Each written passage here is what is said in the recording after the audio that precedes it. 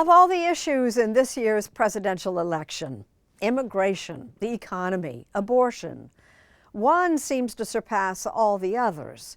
Is Joe Biden, or Donald Trump for that matter, just too old to meet the demands of the job? We've asked Dr. John LaPook to help us answer the age-old question.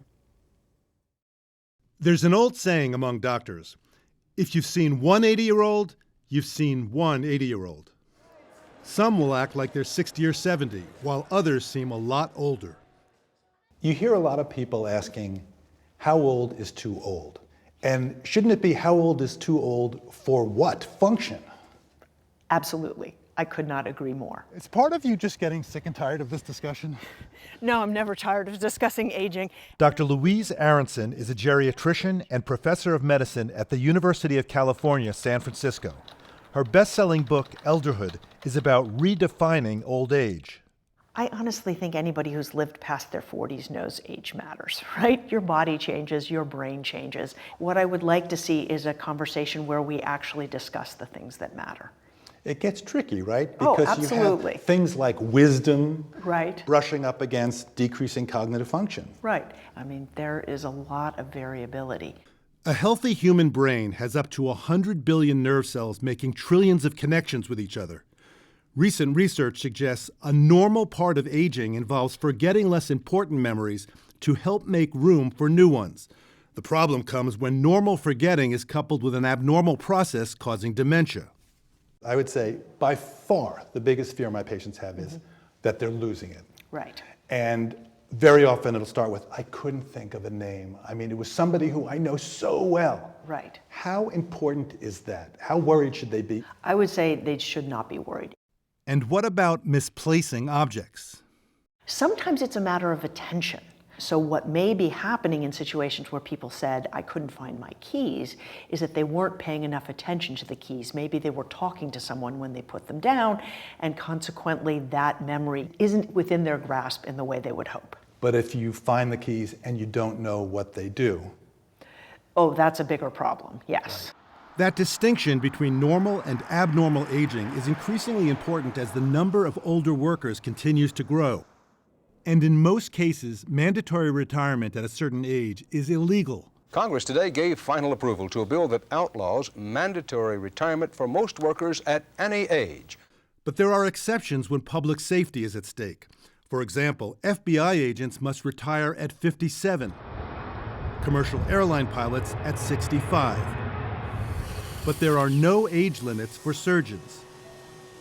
When I lecture about this subject of older surgeons around the country, I ask my audience, who in the audience has encountered a surgeon who should have stopped operating before he or she did, and the majority of hands go up. Doctors think that they know best.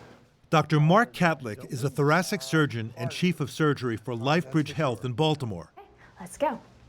In 2014, he created the Aging Surgeon Program, a 2-day physical and cognitive evaluation open to older surgeons from anywhere in the world, demonstrated here. Okay, Kurt, you can stop. I was pulled together a team, a multidisciplinary team of doctors, including geriatricians and neurologists and PT, OT, physical occupational therapy people, ethicists, lawyers. We built this comprehensive, objective evaluation of a surgeon's physical and cognitive faculties.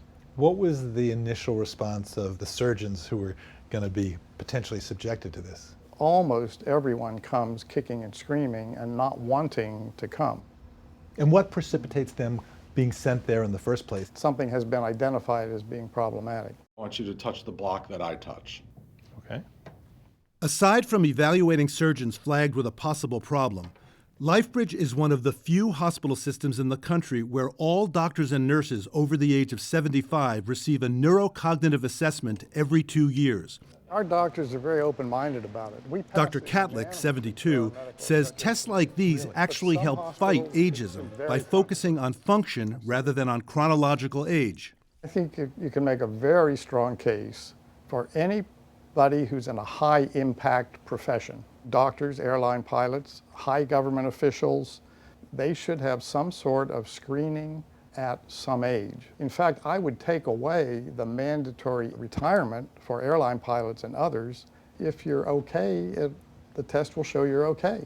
We've added a couple of decades, essentially an entire generation onto our lives, and we haven't kind of socioculturally figured out how to handle that. And I think it's important. We need to discuss age. Figuring out how to handle that, says Dr. Aronson, might just mean embracing the realities of getting older while realizing the end of working doesn't have to mean the end of a meaningful life. We need ways of letting people work when they still can, and of helping them to stop working when that's in their interests and the interests of the common good. But the problem is that we really haven't figured out a way of giving people a gentle off-ramp to whatever it is that they're doing that preserves their dignity, their sense of who they are. Almost all of us will live to that phase of life, and so if nothing but the most selfish of reasons, we should be doing that right now.